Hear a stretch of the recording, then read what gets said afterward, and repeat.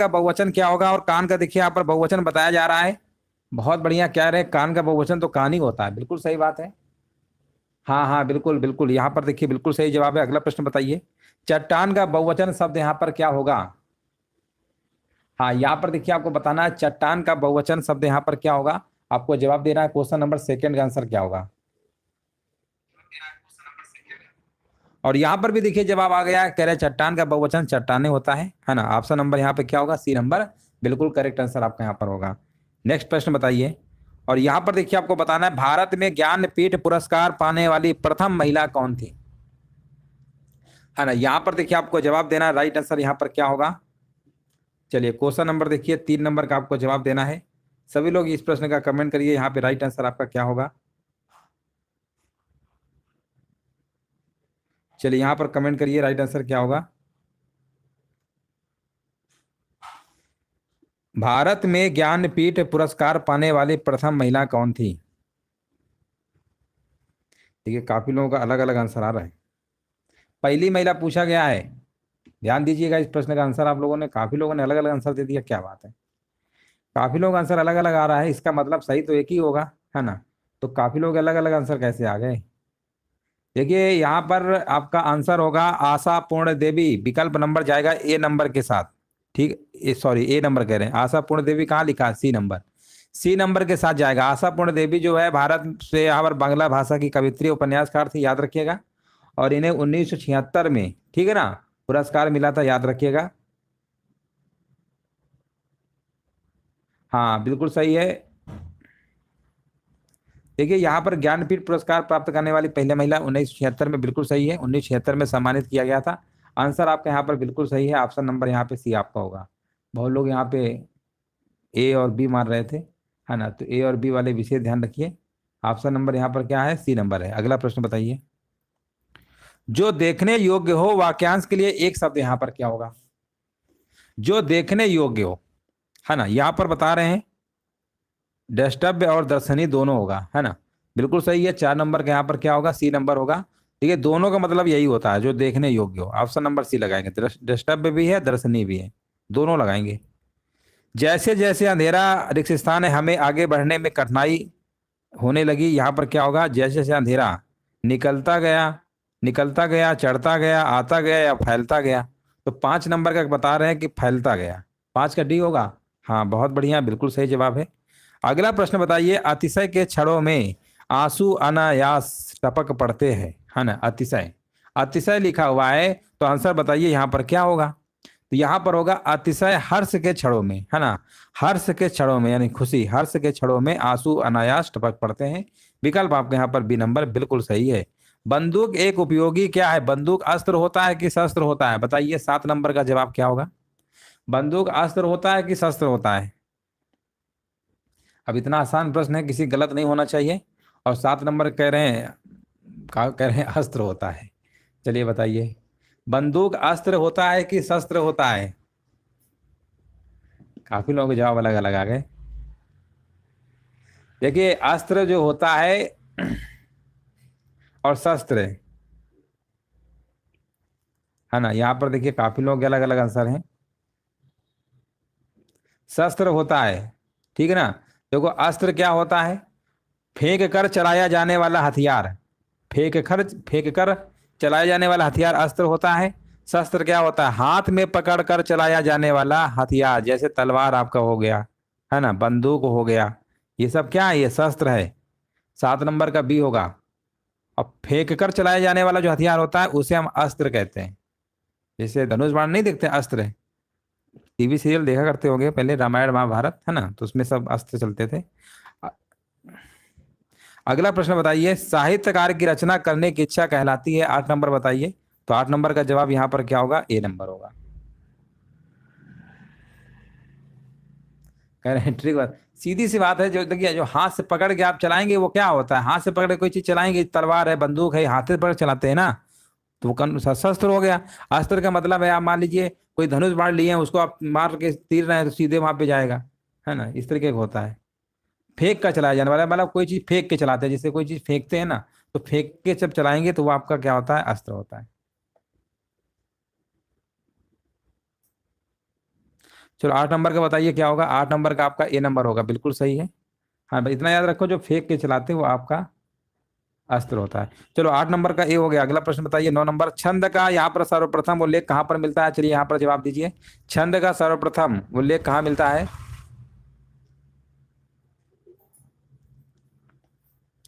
और 9 नंबर का देखिए यहाँ पर जवाब हमारे बीच आ चुका है, बिल्कुल सही जवाब दिया गया है।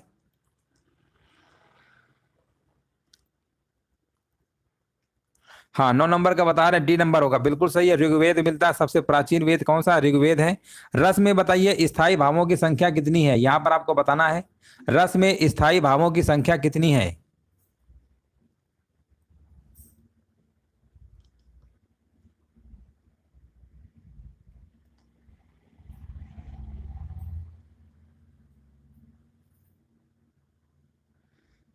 हाँ यहाँ पर 10 नंबर का बता रहे हैं, कह रहे हैं 9 होते हैं। 9 होते हैं, बताइए। काफी लोगों का जवाब 11 आ रहा है, कुछ लोग 9 मार रहे हैं, है ना। बताइए यहाँ पर क्या होगा? 10 नंबर का सी, है ना। स्थायी भावों की संख्या बताइए कितनी है? कुल संख्या पूछी गई है।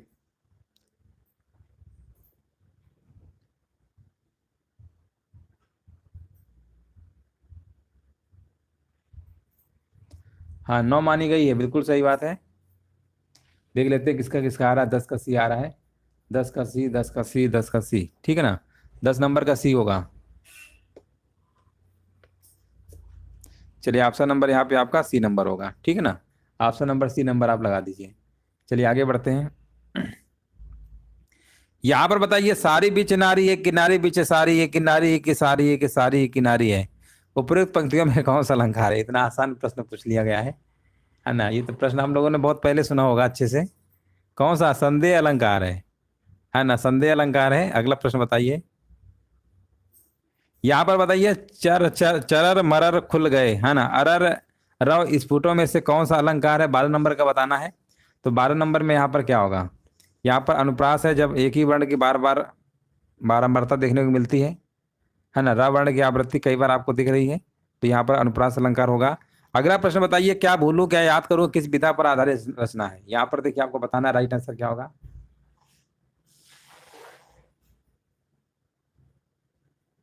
अब देखिए स्थायी भावों में कहीं 9 मिलेगा, कहीं आपको 11, है ना। लेकिन मोस्टली आंसर जो है 9 वाला ही सही कराया जाता है, इसलिए हमने 9 वाला बताया है, ठीक है ना। कहीं कहीं आपको मिल जाएगा, लेकिन आंसर जो एग्जाम में आता है तो उसमें फिर 9 वाला ही करेक्ट करवाता है, इसलिए हमने आपको 9 वाला बताया था। चलो आगे बढ़ते हैं, है ना। जिस प्रश्न में नंबर मिल जाए एग्जाम में वो ज्यादा इंपॉर्टेंट रहता है।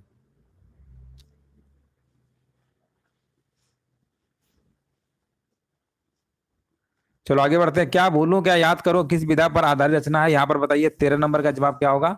और 13 नंबर का जवाब आ गया, कह रहे हैं आत्मकथा है, हरिवंश राय बच्चन। क्या भूलूं क्या याद करूं, है ना। ऑप्शन नंबर यहाँ पे क्या होगा? सी नंबर होगा, बिल्कुल सही जवाब है। राइट आंसर आपका होगा आत्मकथा है।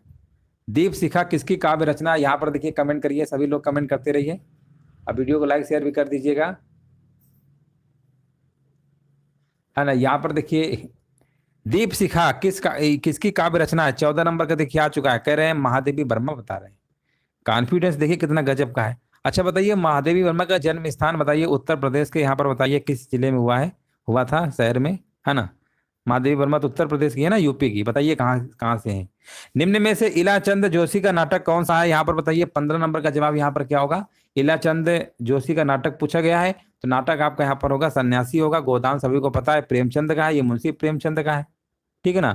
मैला आंचल कई बार हमने बताया है, फणीश्वर नाथ रेणु का है।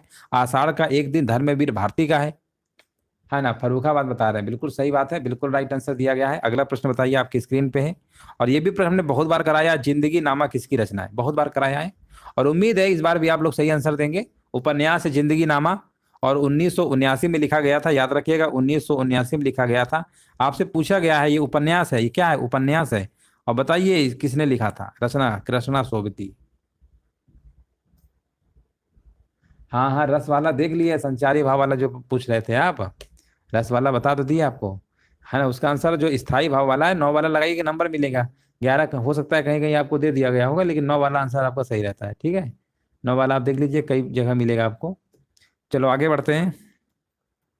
यहाँ पर बताइए निम्नलिखित विकल्पों में से त्रुटिपूर्ण वाक्य का चयन करिए। 17 नंबर बताइए, त्रुटिपूर्ण वाक्य का चयन करिए, कौन सा त्रुटिपूर्ण है। 17 नंबर बताइए, राइट आंसर क्या होगा त्रुटिपूर्ण।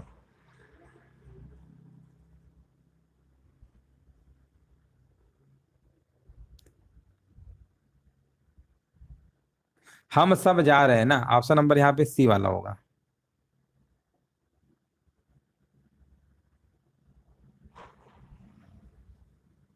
हम सब जा रहे हैं।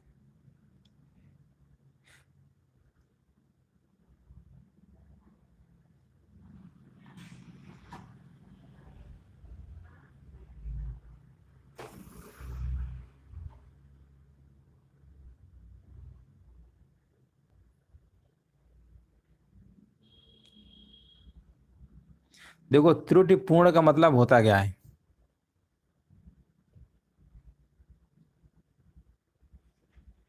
त्रुटिपूर्ण है ना, त्रुटिपूर्ण देखिए, राम और कृष्ण बनारस जा रहे हैं, ये तो आपका सही दिया गया है। शराब पीना स्वास्थ्य के लिए हानिकारक है, ये भी आपका सही है। पेड़ लगाओ जीवन बचाओ, ये भी सही है। हम सब जा रहे हैं, है होना चाहिए, यहाँ पर है लिखा है, तो यही वाला तो गलत है आपका, है ना, बाकी तो सब आपके सही नजर आ रहे हैं। तो 17 नंबर का सी होना चाहिए। हम सब जा रहे हैं, है होना चाहिए था। यहाँ पर लिखा हुआ है हम सब जा रहे हैं, है नहीं, है होता है, ठीक है ना। बाकी तो सब आपके सही लिखे हैं, आप देख लीजिए, कोई गलत हो तो बताइए। हाँ बताइए, क्लियर हुआ तो आगे बढ़े, क्योंकि देखिए त्रुटिपूर्ण यानी यही वाला तो गलत है, बाकी सब सही है आपके, है ना। तो त्रुटि इसी में आपको दिख रही है, बाकी सब सही है।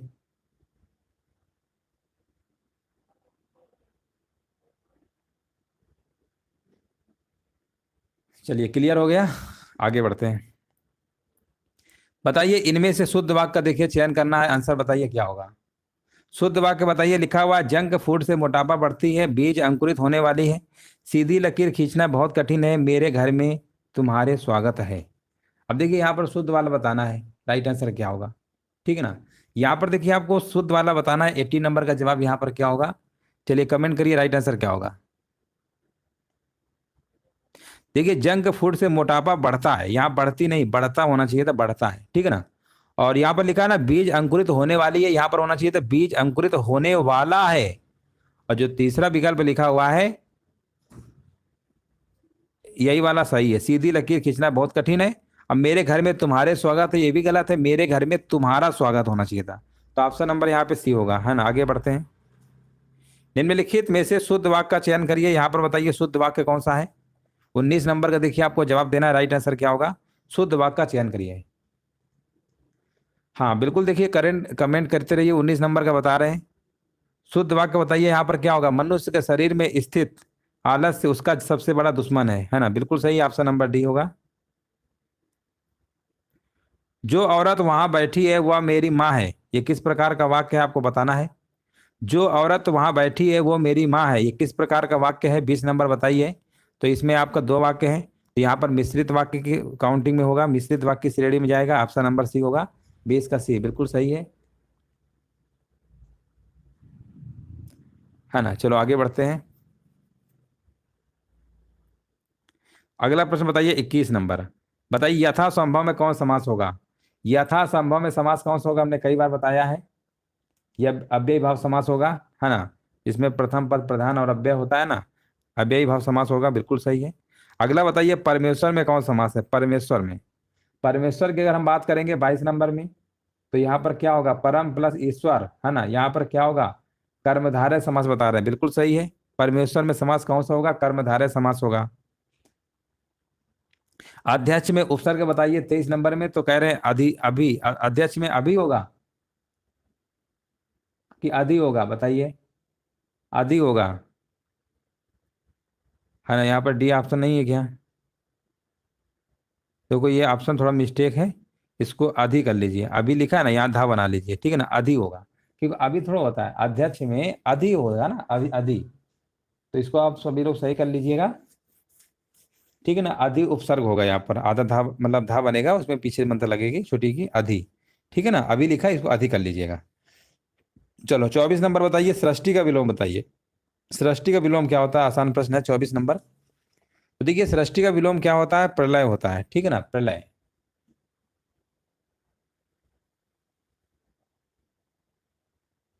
हाँ वो ऑप्शन नहीं था, वहां पर मिस्टेक था, उसमें टाइपिंग में मिस्टेक था, है ना, बिल्कुल बात सही है। चलो यहाँ पर बताइए सूर का विलोम शब्द क्या होगा। चलिए 25 नंबर, जल्दी से कमेंट करिए, सूर का विलोम यहाँ पर क्या होगा। जल्दी से कमेंट करिए, सूर का विलोम क्या होता है।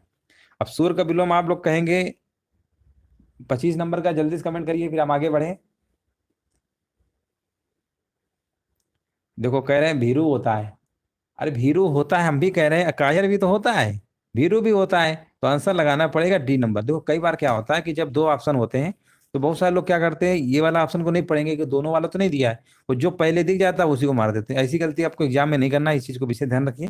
भीरू और कायर दोनों ऑप्शन नंबर डी वाला होगा, ठीक है ना, ऑप्शन नंबर डी होगा। चलो कोई बात नहीं, आगे बढ़ते हैं। चलिए यहां पर बताइए मलयज का पर्यायवाची शब्द है। बताइए मलयज का पर्यायवाची क्या होगा। 26 नंबर का देखिए यहाँ पर बताया जा रहा है, मलयज का पर्यायवाची चंदन होता है, गंधराज होता है, गंधसार होता है, ठीक है ना। तो आंसर यहाँ पर आप देखिए क्या लिखा हुआ, आप तो कहेंगे चंदन लिखा है, चंदन लगा दीजिए। अगला प्रश्न बताइए रमणी का पर्यायवाची शब्द है, रमणी। बताइए रमणी का पर्यायवाची क्या होता है। रमणी यानी स्त्री, सुंदरी, कांता, वनिता, नारी, महिला, अबला, औरत, कामनी, कई सारी होती, बहुत सारी हम बता गए। 27 नंबर का क्या होगा, नारी। जीव का बताइए पर्यायवाची क्या होगा, 28 नंबर। जीव की बात कर रहे हैं, जीव का पर्यायवाची बताइए क्या होगा। तो जीव का क्या होगा, ऑप्शन नंबर कह रहे हैं रसना भी होता है, संज्ञा भी होता है, सब होंगे, ऑप्शन नंबर डी होगा। अगला प्रश्न बताइए आंख फेर लेना इस मुहावरे क्या मतलब होता है। चलिए कमेंट करिए, आंख फेर लेना इस मुहावरे का क्या मतलब होता है। और यहां पर कह रहे हैं 29 नंबर कह रहे हैं सी नंबर होगा, प्रतिकूल हो जाना, ठीक है ना, प्रतिकूल हो जाना बिल्कुल सही है। आंखों में गिरना इस मुहावरे क्या मतलब होता है, आपको जवाब देना है।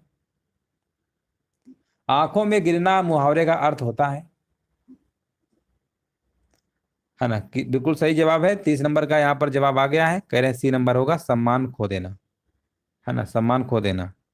अगला प्रश्न बताइए अधर में लटकना मुहावरे क्या मतलब होता है। अधर में लटकना इस मुहावरे क्या मतलब होता है, आपको जवाब देना है।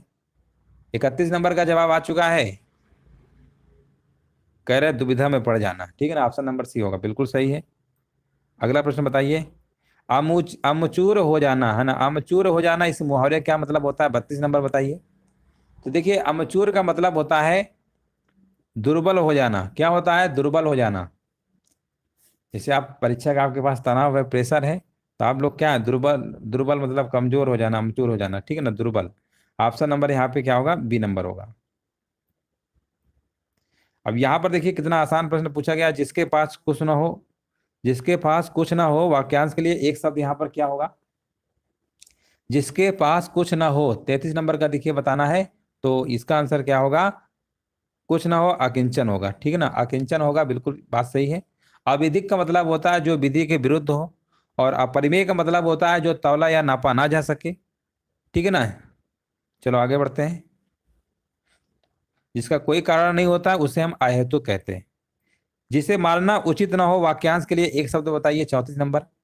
जिसे मारना उचित ना हो, आंसर क्या होगा, यहां पर बताया जा रहा है अवध, बिल्कुल सही है, ऑप्शन नंबर बी होगा। हाँ अंत, देखिए अंत जो आपका अंत्यज लिखा हुआ है, जिसका जन्म छोटी जाति में हुआ उसको हम अंत्यज कहते हैं, ठीक है ना। और अकंटक का मतलब होता है कांटों से रहित। अक्षम्य का मतलब होता है जिसको क्षमा न किया जा सके। सौदा शब्द बताइए यहाँ पर क्या है, सौदा। सौदा दोस्तों याद रखिएगा, आपके उर्दू शब्द होता है, याद रखिएगा, सौदा उर्दू शब्द है। अगला प्रश्न बताइए अवनत शब्दों में प्रयुक्त उपसर्ग यहाँ पर क्या है, अवनत। तो अवनत की अगर हम बात करेंगे 36 नंबर में उपसर्ग पहले आते हैं, यानी अव होगा, ऑप्शन नंबर यहाँ पे अव, अवनत, अवनत हो गया। महापुरुष में बताइए कौन समास होगा, 37 नंबर में देखिए जवाब देना है। महापुरुष में समास कौन सा होगा, और यहाँ पर बताया जा रहा है महापुरुष, अभी तो हमने कराया ही था, कर्मधारय समास होगा, है ना, महापुरुष। और परमेश्वर, है ना, परमेश्वर में भी आपका कर्मधारय होगा, महापुरुष में भी आपका कर्मधारय होगा। बताइए सूर्यास्त में कौन संधि है, 38 नंबर बताइए सूर्यास्त में। तो सूर्यास्त में बता रहे हैं, कह रहे हैं स्वर संधि है। हाँ बिल्कुल सही है, सूर्य, सूर्य प्लस अस्त है, अस्त, सूर्यास्त है। सूर्य प्लस अस्त मिलकर क्या बनाता है, सूर्यास्त बनाता है। और यहाँ पर स्वर संधि होगी, जो कि बिल्कुल सही जवाब है। हिंदी शब्द का जो विकास है यहाँ पर आपको बताना है किस चरण में आपका, यहाँ पर विकास चरण निम्न में से कौन सा है ना। यहाँ पर आपको बताइए 39 का जवाब क्या होगा। देखिए यहाँ पर सिंधु, फिर हिंदू, फिर हिंद, फिर हिंदी, ये आपका क्रम है, याद रखिएगा, है ना। आंसर जाएगा सी नंबर के साथ। हिंदी शब्द की उत्पत्ति भारत के उत्तर पश्चिम में सिंधु नदी से संबंधित है, तो पहले सिंधु लिखेंगे, फिर हिंदू, फिर हिंद, फिर हिंदी। देखिए सा सा, ये दो सा है, एक और सा होता है वो लिखी नहीं इन्होंने, कोई बात नहीं है, एक और लिख देते तो क्या दिक्कत थी, है ना। 40 नंबर का बताइए कैसे है। हाँ बिल्कुल सही है, तीनों सा और हा ये कैसे होते हैं, संघर्षी व्यंजन होते हैं ना, बिल्कुल सही है, उसमें संघर्षी व्यंजन होते हैं। ये तीनों सा, एक सा ये भी रह गया तो एक हा, ये चारों आपके क्या उसमें संघर्षी होते हैं। अगला प्रश्न बताइए, जिन शब्दों के ऊपर लिंग वचन काल आदि का कोई प्रभाव नहीं पड़ता उन्हें हम क्या कहते हैं, तो उन्हें हम अव्यय कहते हैं, कई बार बता चुके हैं। इनमें से बताइए देशज शब्द यहाँ पर कौन सा है, 42 नंबर में बताइए। तो देशज शब्द बताइए यहाँ पर क्या होगा, जैसे लोटा, कटोरा, गाड़ी, है ना।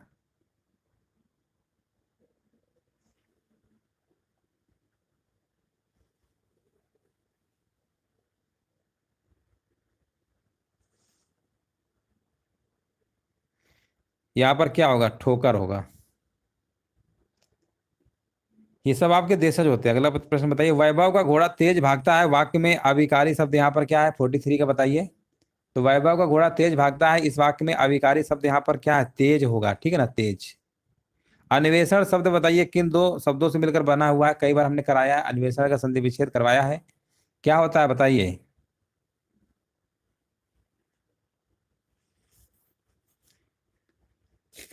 अनुवेषण का संधि विच्छेद क्या होगा, अनु प्लस एषण होता है, ठीक है ना, अनु प्लस एषण कई बार करवा चुके हैं।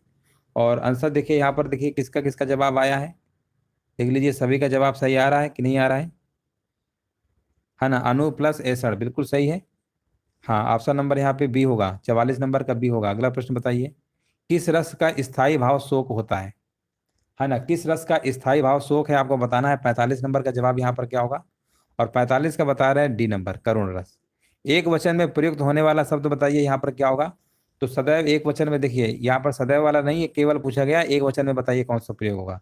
तो एक वचन में ही प्रयुक्त होने वाला, हाँ सदैव मतलब एक वचन में जो प्रयुक्त होता है वो आपको बताना है। यहाँ पर 46 नंबर का जवाब क्या होगा। तो देखिए यहाँ पर क्रोध होगा, है ना, क्रोध बिल्कुल सही है, ऑप्शन नंबर यहाँ पे सी होगा। 46 नंबर का यहाँ पर आपका क्या होगा, ए नंबर आपका सही, सी नंबर सही है, ठीक है ना। अगला बताइए, इनमें से तद्भव शब्द कौन सा है, 47 नंबर बताइए। तो देखिए लाज, क्या लाज आपका क्या होता है, ये तद्भव शब्द आपका है, इसका तत्सम क्या होता है, लज्जा होता है, क्या होता है, लज्जा होता है, याद रखिएगा, इसका तत्सम शब्द आपका लज्जा होता है।